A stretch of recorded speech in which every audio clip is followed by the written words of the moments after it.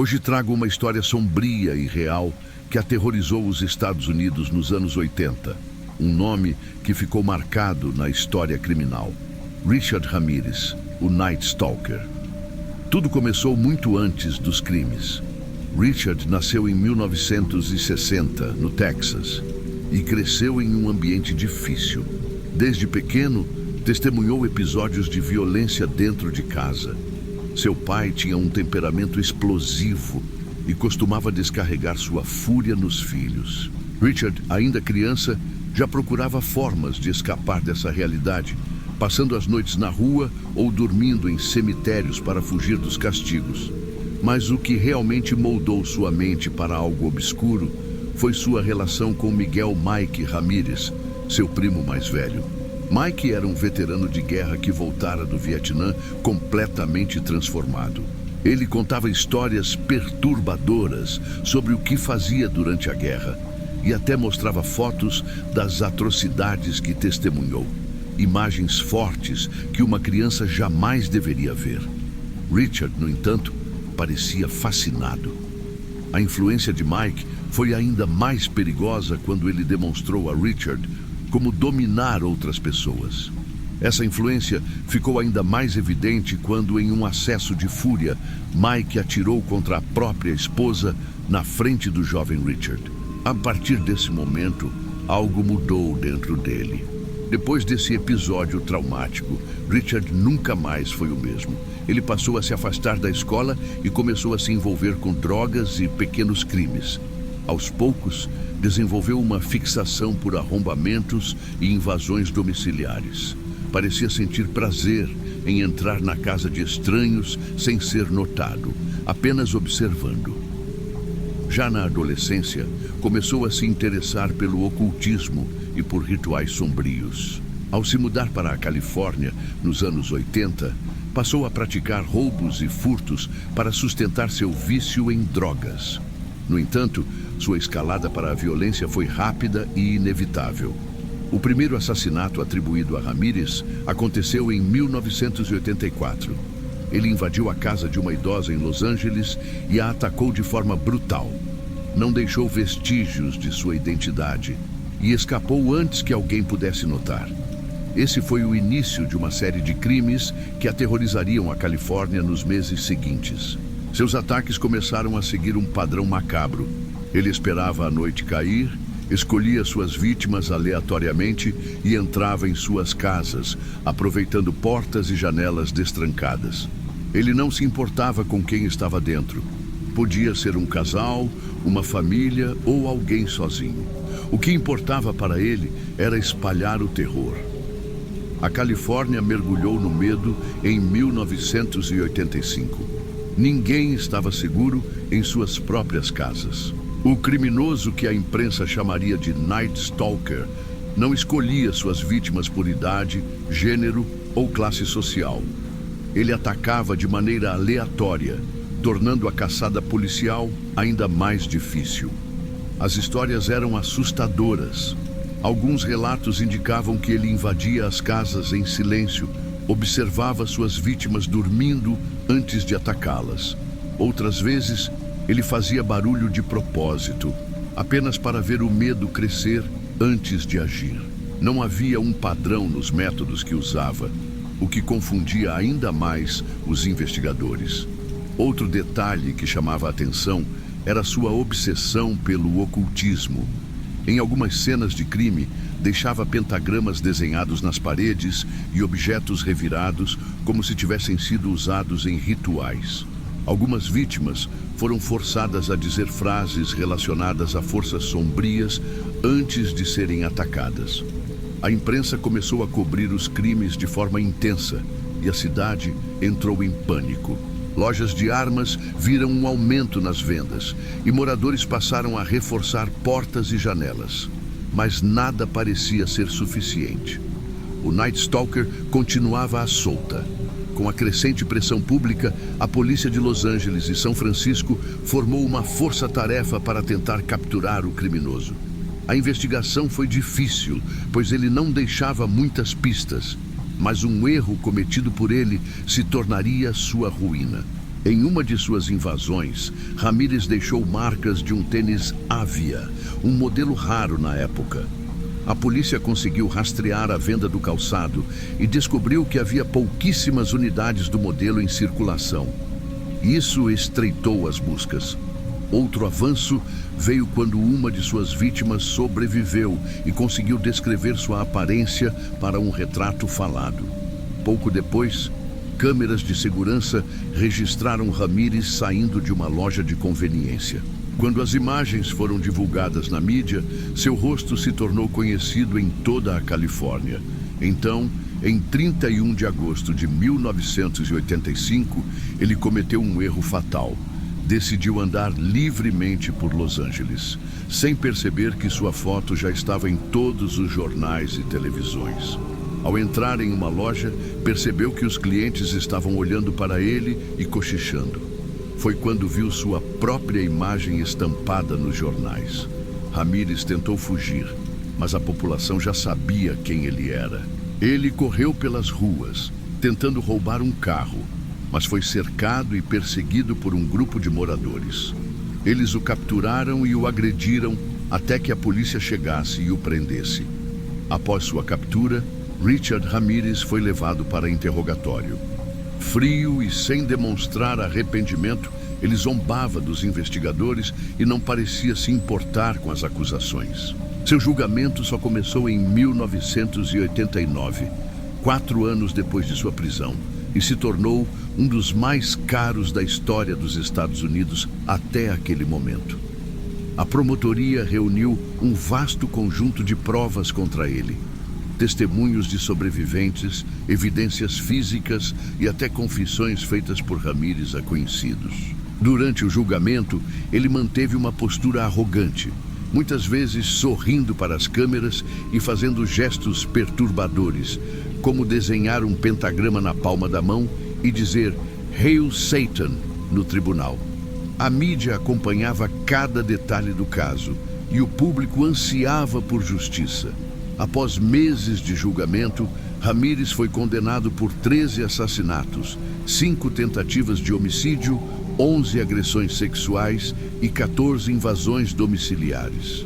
Quando recebeu a sentença de morte, respondeu com ironia: "O mal nunca morre." Mas apesar da condenação, ele ainda passaria muitos anos na prisão antes que sua pena fosse cumprida. Mesmo condenado à pena de morte, Richard Ramírez nunca foi executado. O sistema judicial permitiu que ele entrasse com vários recursos, adiando sua sentença por décadas. Enquanto aguardava no corredor da morte, tornou-se uma figura controversa, recebendo cartas de admiradores e até casando-se com uma mulher que acreditava em sua inocência. No entanto, a justiça divina chegou antes da humana. Em 2013, após quase 25 anos na prisão, Ramírez faleceu de complicações causadas por um linfoma, um tipo de câncer. Ele morreu no hospital aos 53 anos, sem jamais demonstrar arrependimento pelos crimes que cometeu. O caso do Night Stalker continua sendo estudado por criminologistas, psicólogos e documentaristas até hoje. Sua trajetória de terror mostrou ao mundo como a mente de um criminoso pode ser imprevisível e cruel. Encerrando este relato, fica o aviso: o verdadeiro terror nem sempre vem de histórias fictícias. Às vezes, ele está mais próximo da realidade do que gostaríamos de imaginar.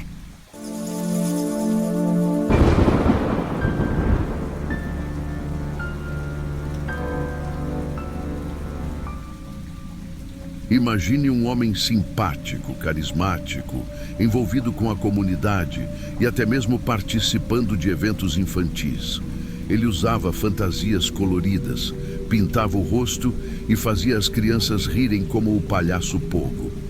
Mas por trás desse sorriso falso, escondia-se um dos mais cruéis assassinos da história americana, John Wayne Gacy. Nascido em 1942, Gacy cresceu em Chicago e desde cedo enfrentou dificuldades. Seu pai, um homem severo e rígido, nunca demonstrou carinho e frequentemente o humilhava. Gacy era um menino tímido, lutava contra problemas de saúde e buscava constantemente a aprovação do pai. Mas nada parecia ser suficiente. Na adolescência, tentou se distanciar do ambiente opressor da família e começou a trabalhar. Mais tarde, casou-se e teve filhos, levando uma vida aparentemente comum. Ele abriu um pequeno negócio e se tornou uma figura respeitada na vizinhança. Era membro de grupos comunitários, ajudava em campanhas políticas e se oferecia como palhaço para entreter crianças. Mas havia algo de muito errado com John Wayne Gacy. Ele escondia uma outra face, muito mais sombria. Quando ninguém estava olhando, ele se transformava em um predador. Em 1968, Gacy foi acusado de um crime grave e condenado a 10 anos de prisão, mas cumpriu apenas 18 meses e saiu em liberdade condicional. Ele voltou para Chicago, reconstruiu sua vida e, mais uma vez, se tornou um cidadão aparentemente respeitável. Mas os impulsos obscuros nunca desapareceram. A partir de 1972, jovens começaram a desaparecer sem deixar rastros. Rapazes entre 14 e 21 anos eram atraídos até sua casa com promessas de emprego ou diversão. Gacy sabia exatamente como convencê-los a entrar. Ele se mostrava amigável, oferecia bebidas ou dinheiro. E quando conquistava a confiança da vítima, revelava seu verdadeiro lado. Ele usava um truque para imobilizar suas vítimas. Dizia que queria mostrar um truque de algemas e as prendia. Mas uma vez presas, elas percebiam que aquilo não era uma brincadeira. O que acontecia depois dentro daquela casa era terrível. O pior de tudo, Gacy parecia levar uma vida normal diante da sociedade. Ele organizava festas no bairro, se reunia com políticos e até tirava fotos ao lado de pessoas importantes. Enquanto isso, dentro de sua casa, o número de vítimas aumentava. O que ninguém sabia era que o porão de sua residência escondia um segredo assustador. Por anos, os desaparecimentos não chamaram a atenção da polícia de forma significativa. Os jovens sumiam e, em muitos casos, as investigações não avançavam. Mas isso mudou em dezembro de 1978, quando um garoto de 15 anos chamado Robert Piest desapareceu. Robert era um jovem trabalhador e responsável. Ele estava empolgado com uma possível oferta de emprego e mencionou à mãe que iria encontrar um homem que lhe prometera uma vaga. Esse homem era John Wayne Gacy. Quando Robert não voltou para casa, sua família entrou em desespero. Eles procuraram a polícia e mencionaram o nome de Gacy como a última pessoa com quem Robert havia falado. Os investigadores, já atentos a Gacy por relatos anteriores, começaram a segui-lo de perto. Com uma equipe de vigilância discreta, os agentes observaram seus passos. Gacy parecia tranquilo, mas, conforme as suspeitas aumentavam, seu comportamento se tornava cada vez mais errático. Ele cometia deslizes, falava demais e demonstrava nervosismo. Aos poucos, o cerco foi se fechando. Quando finalmente conseguiram um mandado de busca, os policiais entraram em sua casa. O que eles encontraram foi algo que jamais esqueceriam. Os investigadores começaram a vasculhar a casa de Gacy. No primeiro momento, encontraram objetos que pertenciam a alguns dos jovens desaparecidos. Mas foi no porão que a verdade veio à tona. O chão de terra batida exalava um cheiro forte e insuportável. Algo estava enterrado ali. Quando começaram a cavar, fizeram uma descoberta assustadora. Restos humanos estavam espalhados pelo local. A casa de John Wayne Gacy era, na verdade, um cemitério subterrâneo. No total, 29 corpos foram encontrados sob a casa, cuidadosamente enterrados. Outros 4 foram descartados em um rio próximo. Quando a verdade veio à tona, Gacy não pôde mais esconder seus crimes. Ele confessou ter assassinado pelo menos 33 jovens ao longo dos anos. A vizinhança ficou em choque. O homem, que era visto como um cidadão exemplar, um empresário bem-sucedido e até um palhaço que animava crianças, era na verdade um predador cruel. Com tantas evidências contra ele, Gacy foi levado a julgamento. Mas ele tentaria uma última cartada para escapar da condenação. Em 1980, começou o julgamento de John Wayne Gacy. O caso já era amplamente conhecido e a mídia o retratava como um dos serial killers mais cruéis da história dos Estados Unidos. O tribunal estava lotado e as famílias das vítimas esperavam justiça. Gacy tentou se livrar da responsabilidade, alegando insanidade. Seus advogados argumentaram que ele não estava em pleno controle de suas ações e que sofria de transtornos mentais. No entanto, as provas eram esmagadoras. Os promotores detalharam os crimes de Gacy, mostrando como ele atraía as vítimas e o que acontecia dentro de sua casa. Fotos das descobertas no porão foram exibidas no tribunal, chocando o público. Sobreviventes que haviam escapado de seus ataques deram depoimentos emocionantes. Após semanas de julgamento, o júri não teve dúvidas. Em 13 de março de 1980, Gacy foi condenado à pena de morte por 33 assassinatos. Ele seria enviado para o corredor da morte e aguardaria sua execução. Mesmo após a condenação, Gacy nunca demonstrou arrependimento. Pelo contrário, ele continuava negando os crimes, tentando manipular a opinião pública. Mas o destino dele já estava selado. John Wayne Gacy passou 14 anos no corredor da morte, tentando apelar de sua sentença. Ele até começou a pintar, vendendo quadros que muitas pessoas compravam por curiosidade mórbida. Mas em 10 de maio de 1994, sua hora chegou. No presídio de Stateville, Gacy foi levado à câmara de execução. Diante dos presentes, ele permaneceu frio e impassível. Quando perguntaram se queria dizer algo, ele respondeu com arrogância. Minutos depois, recebeu a injeção letal e foi declarado morto às 12h58.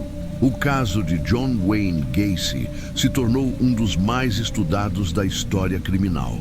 Ele mostrou como um criminoso pode se esconder atrás de uma fachada perfeita, enganando a sociedade por anos. Seu nome entrou para a cultura popular, inspirando filmes, livros e histórias aterrorizantes sobre o palhaço assassino. Mas, por trás das lendas, há um fato inegável. 33 famílias nunca tiveram seus filhos de volta. E talvez a pior parte seja perceber que, no fim, Gacy não era um monstro de filmes de terror. Ele era um homem comum, alguém que poderia estar em qualquer lugar, escondendo segredos que ninguém jamais imaginaria. A história de John Wayne Gacy nos faz pensar em quantas pessoas como ele podem existir por aí, levando uma vida aparentemente normal enquanto escondem segredos sombrios. Quantos rostos amigáveis podem, na verdade, ser máscaras? E o mais assustador de tudo, como saber quem está realmente à nossa volta? Essa foi a história real de John Wayne Gacy, contada aqui no Diário de Terror. Se você gostou desse relato e quer mais histórias como essa, não se esqueça de curtir o vídeo e se inscrever no canal. Até a próxima. E cuidado com quem você confia.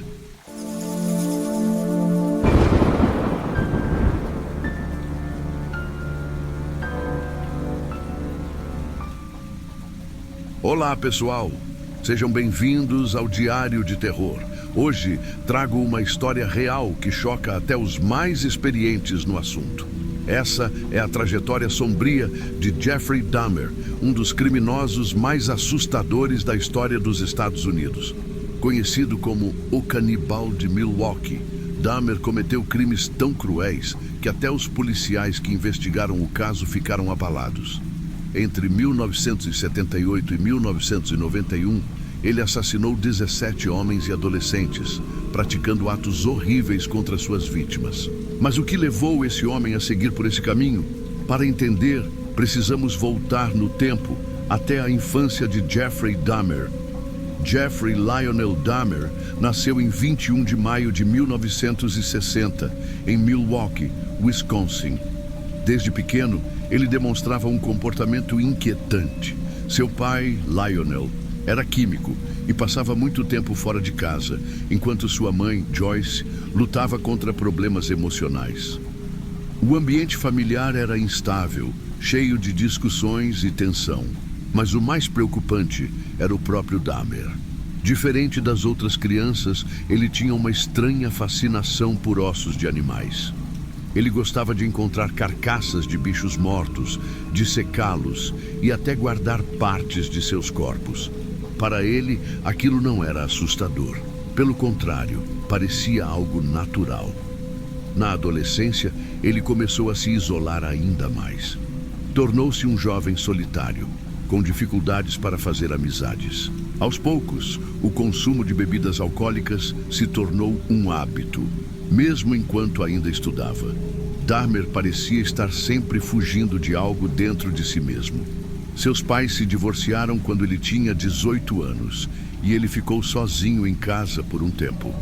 Foi nesse período que cometeu seu primeiro crime. O ano era 1978. Jeffrey Dahmer tinha 18 anos e estava sozinho em casa, após o divórcio de seus pais. Para qualquer jovem, isso poderia significar liberdade, mas para Dahmer foi o início de algo muito mais sombrio. Naquele verão, ele estava dirigindo quando avistou Stephen Hicks, um jovem de 19 anos que caminhava pela estrada. Jeffrey ofereceu uma carona e os dois começaram a conversar. Ele convidou Stephen para ir até sua casa, prometendo cervejas e um tempo descontraído. O jovem aceitou. No início, tudo parecia normal. Eles beberam e conversaram, mas em algum momento, Stephen quis ir embora. Dahmer não queria que ele saísse. Um medo irracional de ser abandonado tomou conta dele. E então, ele agiu. Pegou um halter e acertou Stephen na cabeça antes de estrangulá-lo. O que aconteceu depois foi ainda mais perturbador. Dahmer desmembrou o corpo no porão da casa, colocando partes em sacos plásticos e tentando se livrar das evidências. Ele esmagou os ossos com um martelo e os espalhou pelo quintal. Assim, sem um plano, sem experiência e sem arrependimento, Jeffrey Dahmer havia tirado sua primeira vida. Após o assassinato de Stephen Hicks, Dahmer passou quase 9 anos sem matar novamente. Durante esse período, tentou levar uma vida normal. Ele ingressou na faculdade, mas largou. Depois, se alistou no exército, mas foi dispensado por causa de seu alcoolismo. Passou um tempo morando com a avó, que era uma das poucas pessoas que tentava ajudá-lo. Mas em 1987, tudo mudou. Ele estava hospedado em um hotel quando conheceu Stephen Tuomi, um jovem que aceitou passar a noite com ele.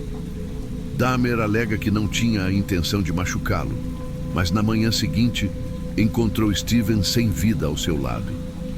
Ele não se lembrava do que havia feito. A partir desse momento, o monstro que estava adormecido dentro de Dahmer despertou com força total. Nos anos seguintes, ele começou a atrair vítimas para seu apartamento, onde as drogava, assassinava e cometia atos terríveis contra seus corpos.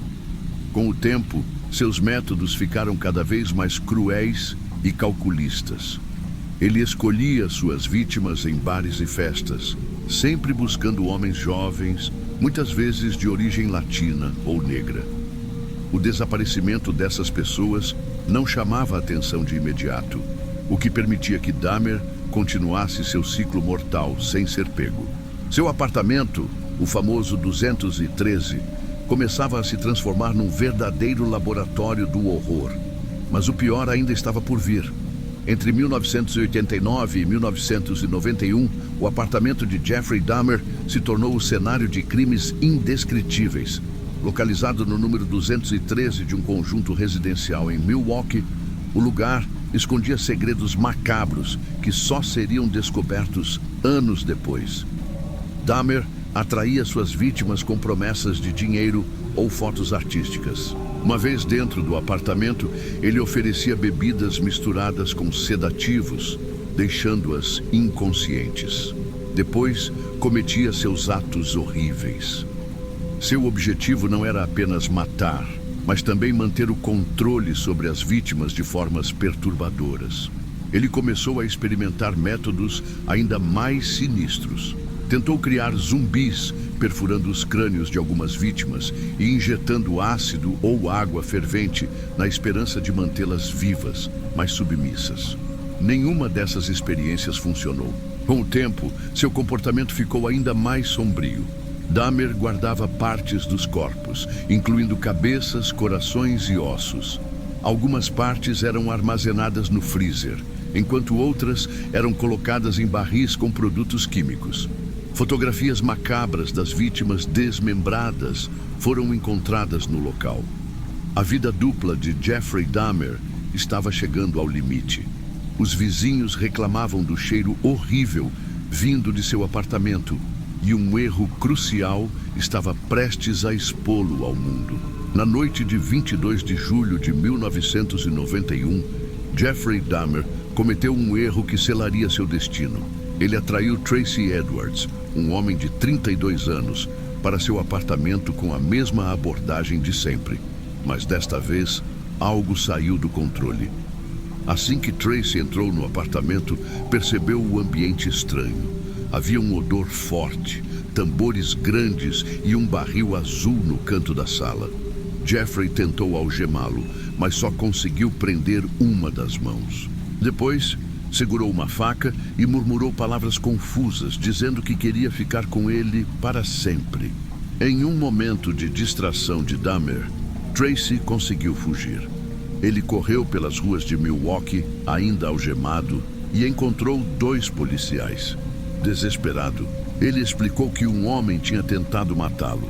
Os policiais o seguiram até o apartamento 213, onde Dahmer, inicialmente calmo, tentou explicar a situação. Mas quando os agentes começaram a revistar o local, encontraram as fotografias das vítimas desmembradas. O horror estampado nas imagens era real. Naquele momento, Dahmer foi preso. A verdade sobre seus crimes estava prestes a ser revelada, e o mundo ficaria chocado com o que ele havia feito. A notícia da prisão de Jeffrey Dahmer se espalhou rapidamente. O mundo ficou chocado ao saber que um homem aparentemente comum havia cometido crimes tão terríveis. Quando os investigadores começaram a examinar o apartamento 213, encontraram evidências que confirmavam os relatos de Tracy Edwards: restos mortais, fotografias das vítimas, barris com produtos químicos e até um freezer contendo partes humanas. Dahmer foi interrogado e, surpreendentemente, confessou tudo. Ele relatou cada assassinato com detalhes assustadores, sem demonstrar arrependimento. Disse que se sentia no controle apenas quando suas vítimas estavam inconscientes ou mortas. Seu julgamento começou em janeiro de 1992 e atraiu grande atenção da mídia. Ele foi acusado de 16 assassinatos e se declarou culpado, mas alegou insanidade. No entanto, especialistas concluíram que ele estava plenamente consciente de seus atos. Durante o julgamento, as famílias das vítimas estavam presentes, muitas delas revoltadas e emocionadas. Em um dos momentos mais marcantes, a irmã de uma das vítimas gritou para Dahmer, expressando sua dor e raiva. O tribunal ficou em silêncio enquanto ele recebia sua sentença: 957 anos de prisão. Dahmer foi enviado para a Columbia Correctional Institution, onde passaria o resto da vida, mas ele não ficaria lá por muito tempo. Nos primeiros meses na prisão, Dahmer ficou isolado por segurança, mas, com o tempo, foi colocado no convívio geral, onde outros detentos sabiam quem ele era.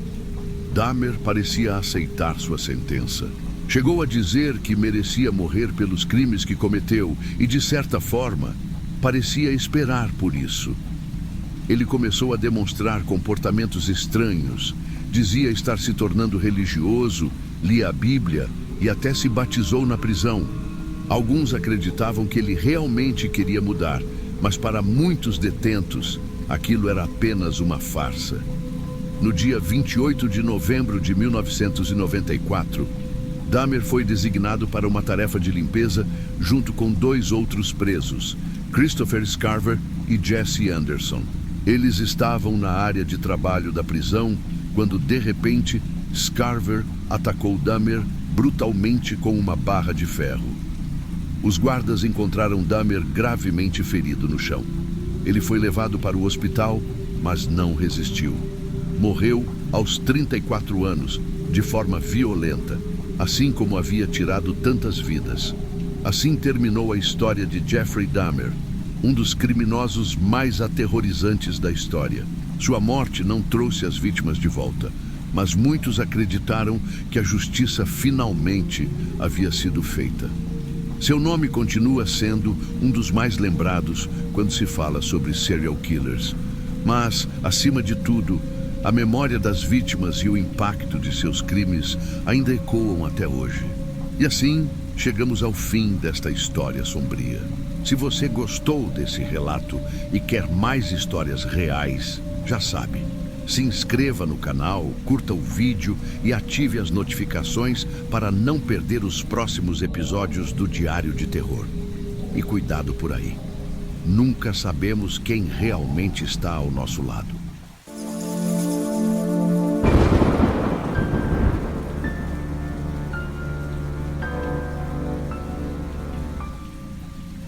Se tem algo que sempre me fascinou, são os mistérios que o tempo não conseguiu resolver. Casos que desafiam a lógica, que permanecem envoltos em sombras, deixando perguntas sem respostas. E poucos mistérios são tão marcantes quanto o de Jack, o Estripador. Hoje, vou te levar de volta ao ano de 1888, para as ruas frias e escuras de Londres, onde um assassino aterrorizou uma cidade inteira e nunca foi capturado. O cenário dessa história não poderia ser mais sombrio. Whitechapel, um bairro no leste de Londres, era uma região tomada pela miséria. Ruas estreitas, becos escuros, casas amontoadas e um cheiro constante de fumaça e sujeira no ar. Ali, mulheres lutavam para sobreviver, muitas recorrendo à prostituição para garantir um teto por uma noite e um prato de comida. Foi nesse ambiente que uma série de crimes chocantes começou a acontecer. As vítimas eram todas mulheres, atacadas sem aviso e deixadas em cenas aterrorizantes. A cidade, que já não era segura, mergulhou no medo. Quem estava por trás desses crimes? Por que essas mulheres eram escolhidas? E, acima de tudo, por que ele nunca foi pego? A história começa na madrugada do dia 31 de agosto de 1888, quando o corpo de uma mulher chamada Mary Ann Nichols foi encontrado na Bucks Row. Seu rosto estava pálido sob a luz da lamparina que iluminava a rua. O silêncio da noite foi quebrado pelo grito de um dos primeiros a encontrá-la. "Meu Deus, tem uma mulher morta aqui!" Mary Ann Nichols, ou Polly, como era chamada, era uma mulher de 43 anos.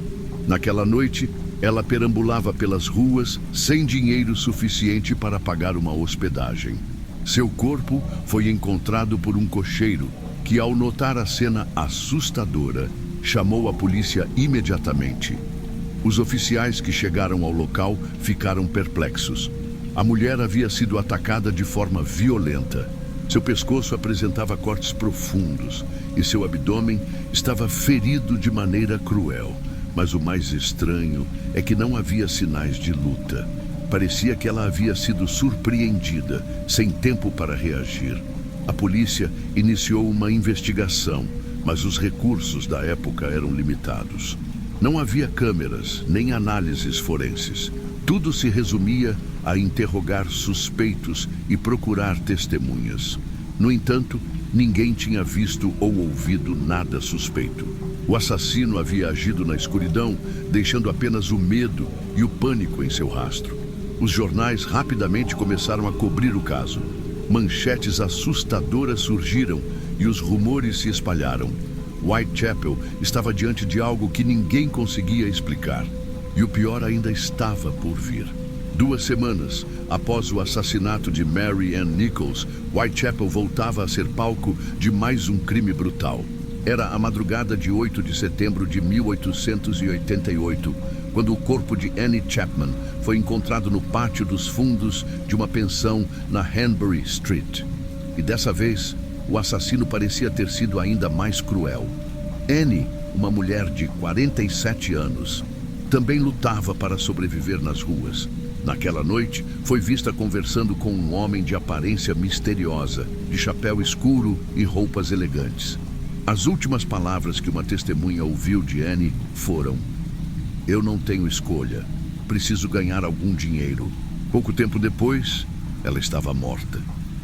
Quando a polícia chegou ao local, encontrou uma cena terrível. Assim como Polly Nichols, Annie teve a garganta cortada, mas dessa vez seu corpo estava ainda mais mutilado.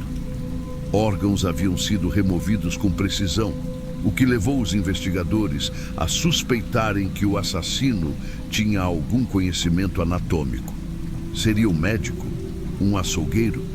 O terror se espalhou rapidamente por Londres. Os jornais começaram a publicar histórias assustadoras sobre um monstro à solta, e o nome Estripador começou a ser mencionado. A polícia estava cada vez mais pressionada para encontrar um culpado, mas o assassino parecia sempre estar um passo à frente. Se os primeiros crimes já haviam assustado a cidade, o que aconteceu na madrugada de 30 de setembro fez com que Londres mergulhasse de vez no medo. Em um intervalo de menos de uma hora, 2 mulheres foram assassinadas. O assassino havia ficado ainda mais ousado. A primeira vítima da noite foi Elizabeth Stride. Seu corpo foi encontrado em um pátio escuro, com a garganta cortada. No entanto, não havia as mesmas mutilações que marcaram os crimes anteriores. Isso levou os investigadores a acreditarem que o assassino pode ter sido interrompido antes de terminar o ataque. Menos de uma hora depois, outro corpo foi descoberto, dessa vez no Mitre Square. Catherine Eddowes, uma mulher de 46 anos, foi brutalmente assassinada. Dessa vez, o assassino não teve pressa. Seu rosto estava terrivelmente desfigurado e parte de seus órgãos internos havia sido removida. Mas o detalhe mais intrigante daquela noite não foi apenas o segundo assassinato. Próximo ao local do crime, uma frase enigmática foi encontrada rabiscada em um muro: "Os judeus não são os homens que devem ser culpados por nada." A polícia ficou em dúvida se aquilo havia sido escrito pelo próprio assassino ou se era apenas uma coincidência. No entanto, para evitar tumultos, a frase foi apagada rapidamente, sem nunca ser fotografada. Agora, Jack, o estripador já tinha 5 vítimas confirmadas, mas ele ainda não havia terminado. O terror que assolava Whitechapel atingiu seu ápice em 9 de novembro de 1888. Naquela manhã fria, o corpo de Mary Jane Kelly foi encontrado em um quarto minúsculo, em um cortiço na Miller's Court. Diferente das outras vítimas, Mary Jane não foi assassinada na rua, mas dentro de sua própria residência, o que deu ao assassino tempo suficiente para cometer seu crime mais brutal. Mary Jane era a mais jovem das vítimas conhecidas, com apenas 25 anos.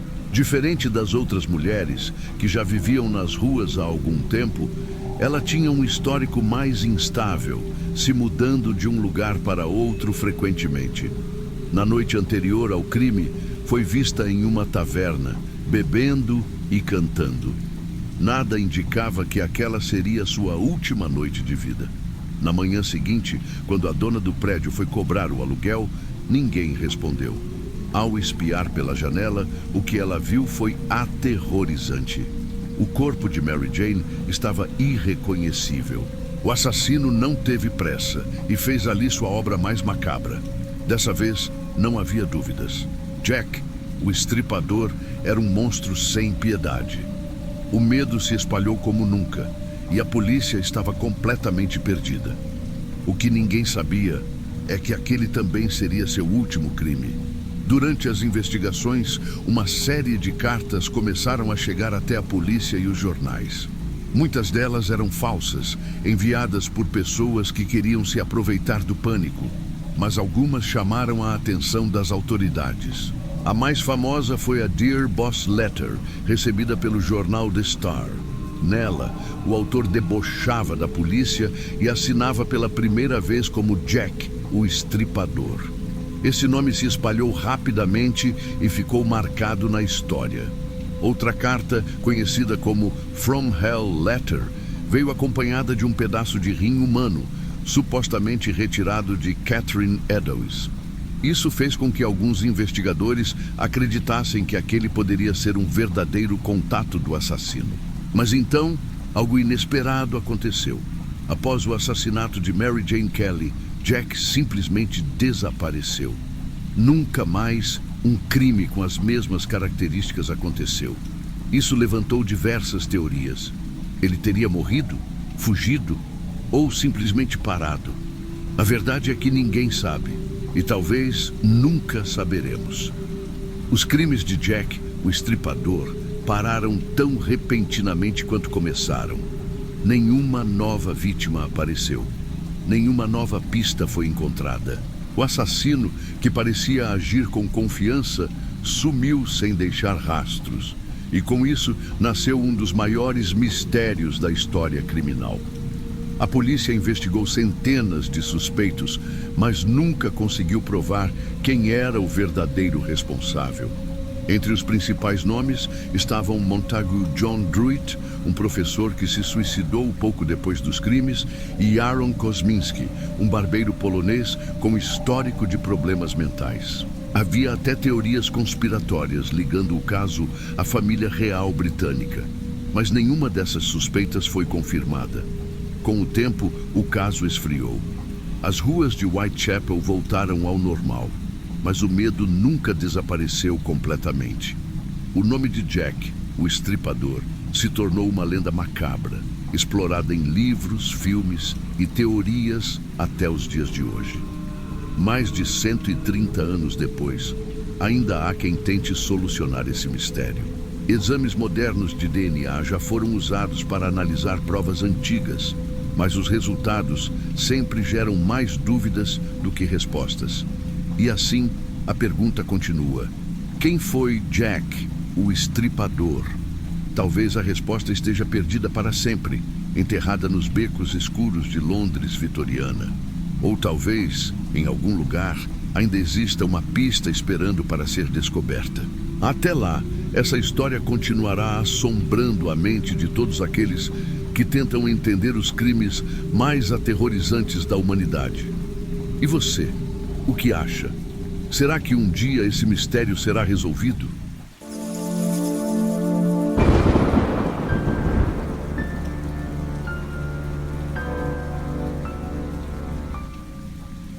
Você já ouviu esse nome, né?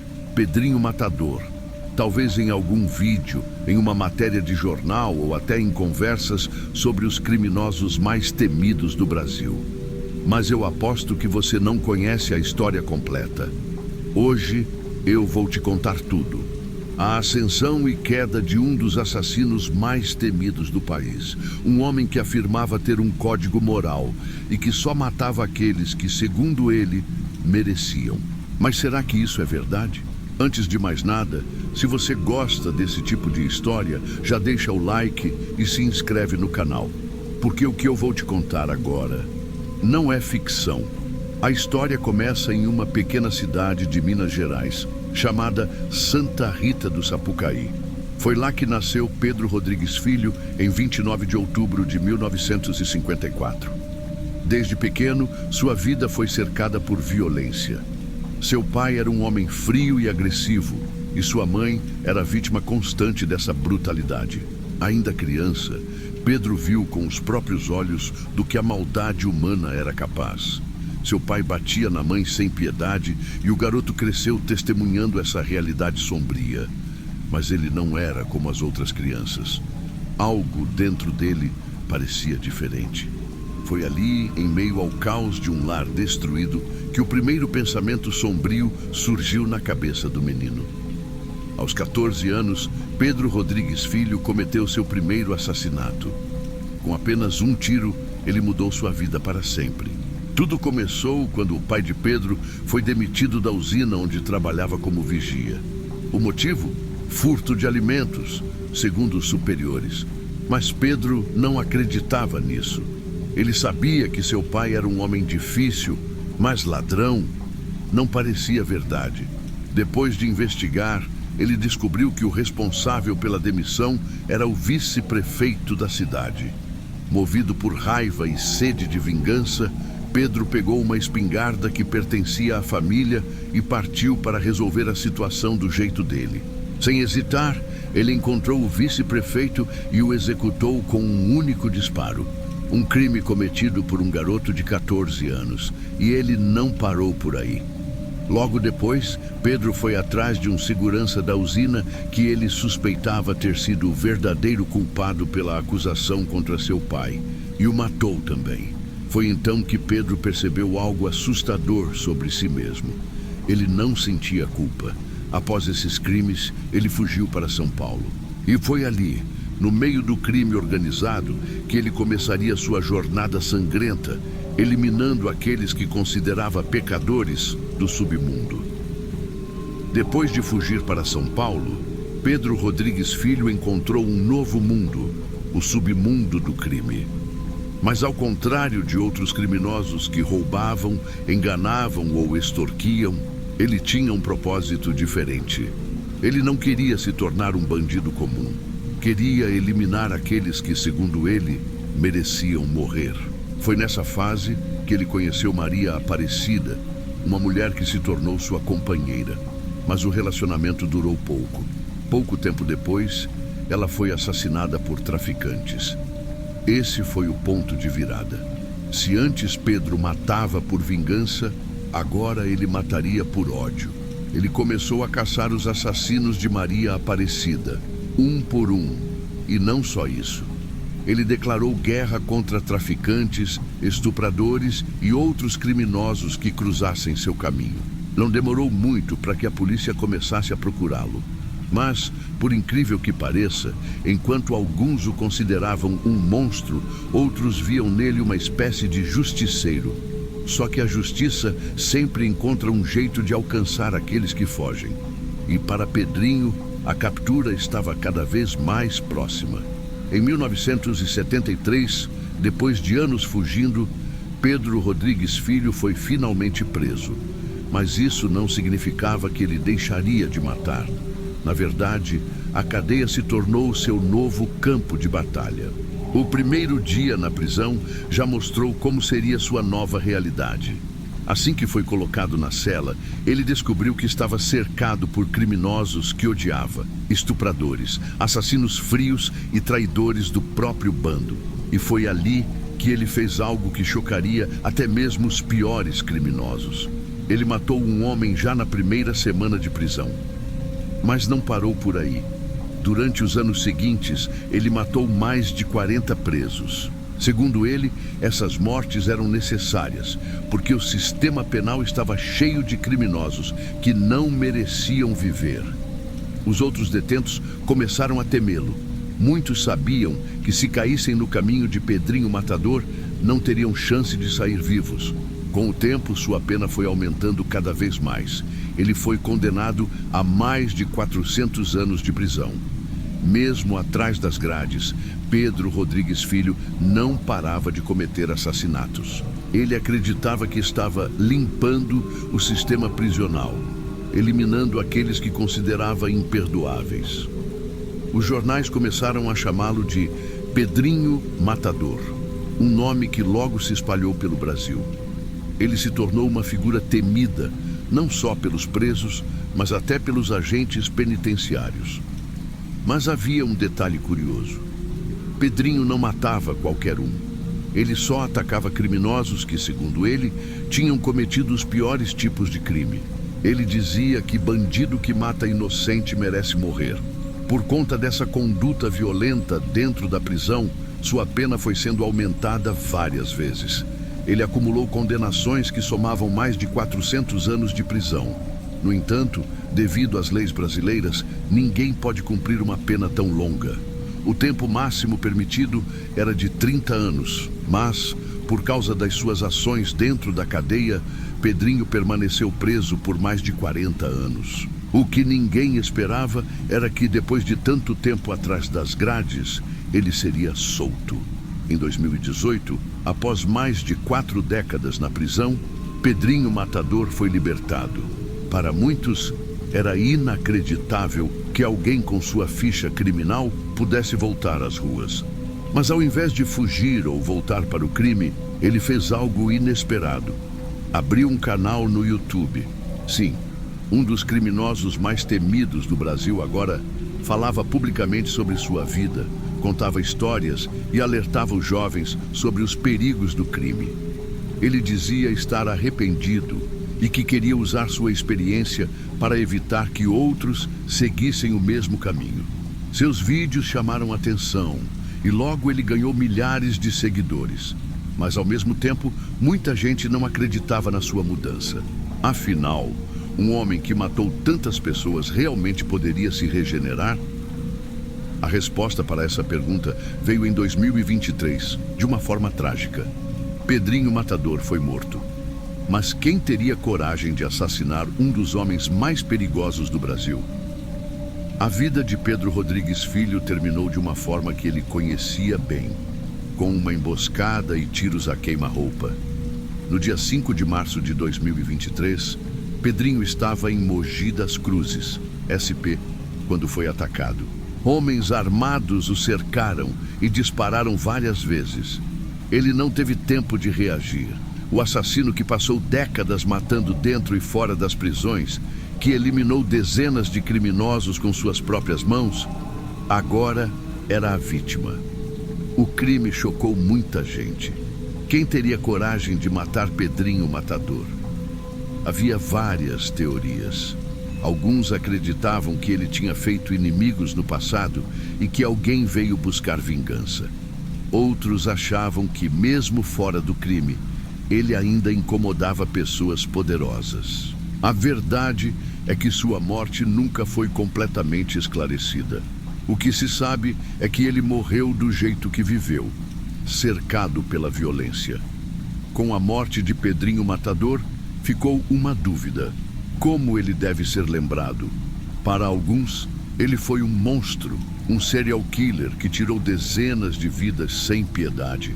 Para outros, foi um justiceiro, alguém que eliminava criminosos que jamais seriam punidos pelo sistema.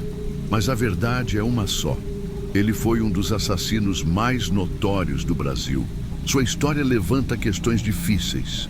A violência pode ser justificada? O sistema prisional realmente recupera as pessoas? E o que acontece quando alguém decide fazer justiça com as próprias mãos?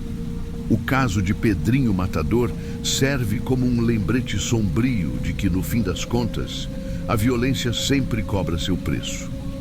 E você? O que acha dessa história? Pedrinho foi um assassino cruel ou um vingador das ruas?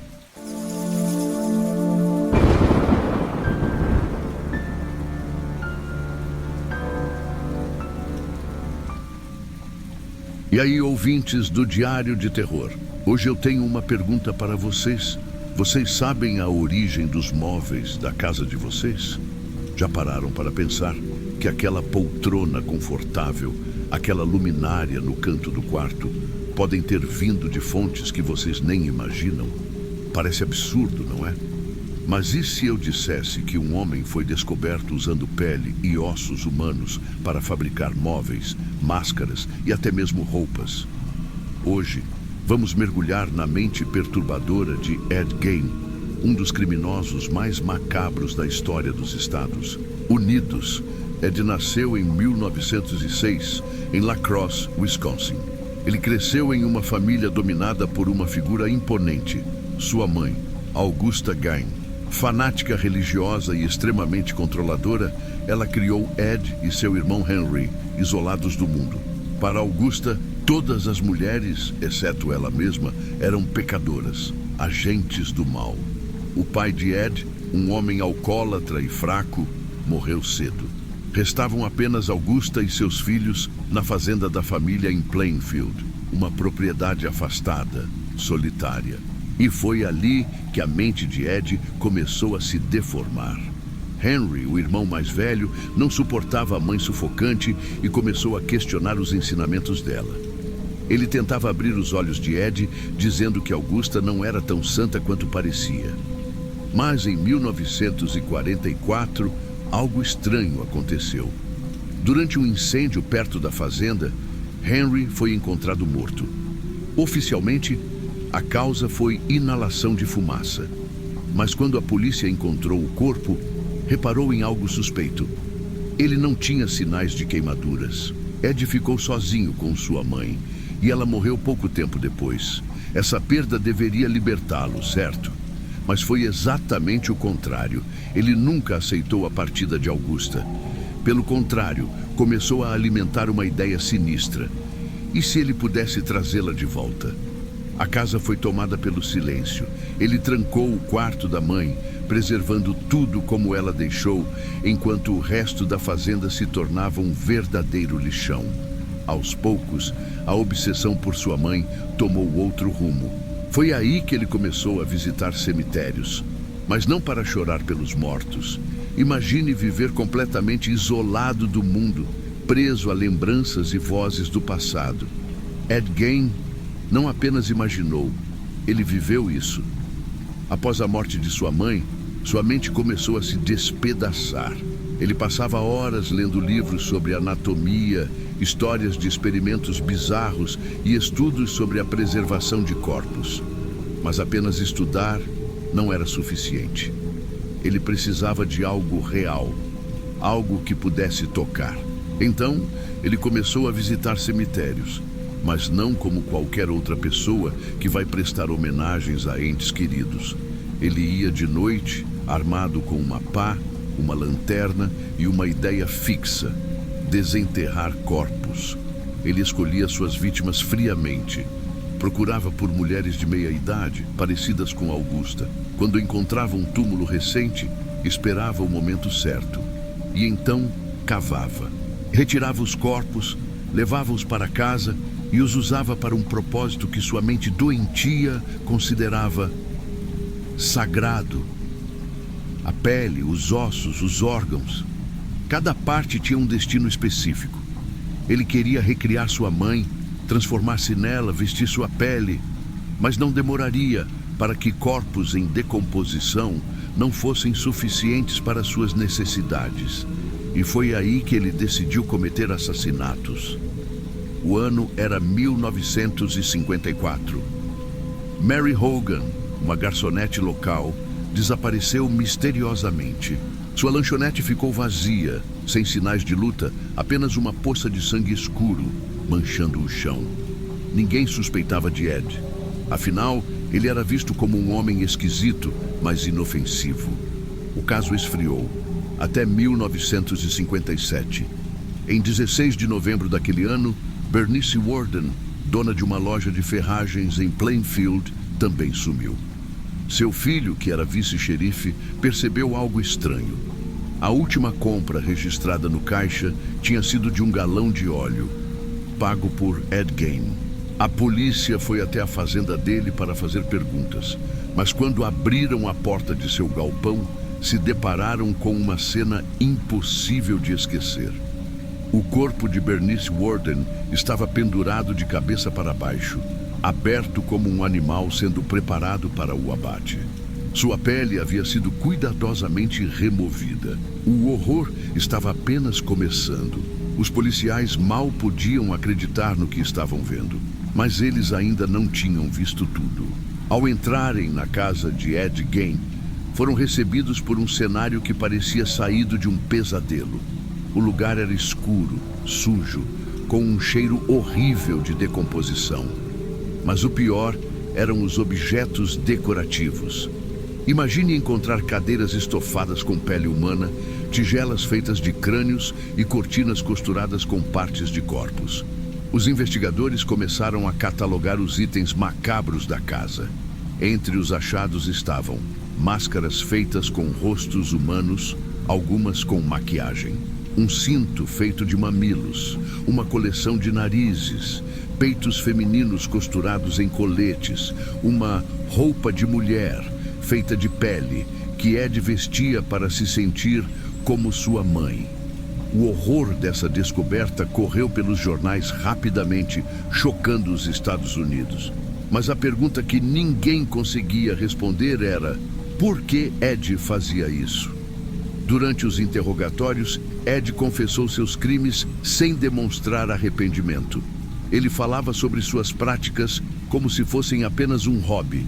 Quando perguntaram sobre Mary Hogan, ele respondeu com um sorriso estranho.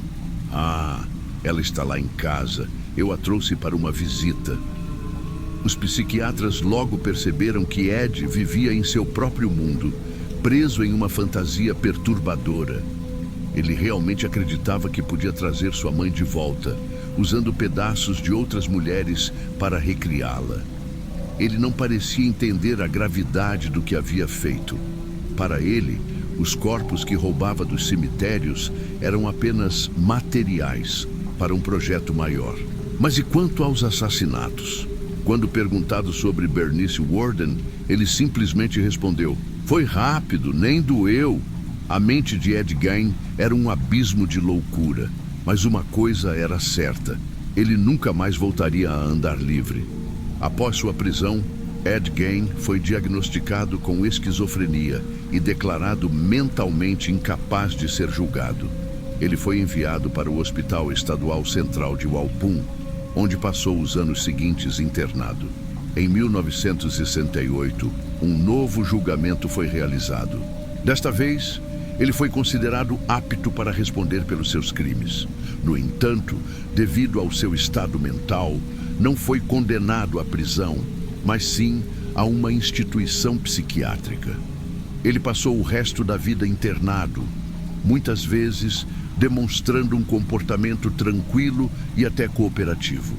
Diferente da imagem monstruosa que o mundo criou dele, no hospital ele era apenas um homem envelhecido que passava o tempo lendo revistas e ajudando na cozinha. Em 26 de julho de 1984, aos 77 anos, Ed Gein morreu de insuficiência respiratória. Seu corpo foi enterrado no mesmo cemitério onde ele havia desenterrado tantas de suas vítimas. Com o tempo, seu túmulo foi vandalizado e partes da lápide foram roubadas por colecionadores macabros. Mas sua história, essa nunca foi esquecida. Ed Gein não foi o serial killer com mais vítimas. Não foi um assassino em massa, mas sua mente doentia e seus crimes bizarros o transformaram em uma lenda sombria.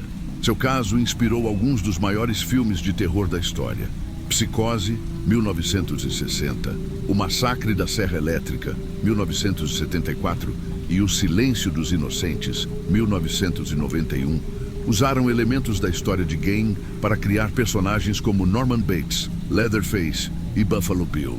Mas essa é a parte mais assustadora. Esses filmes que parecem tão irreais têm suas raízes na vida real.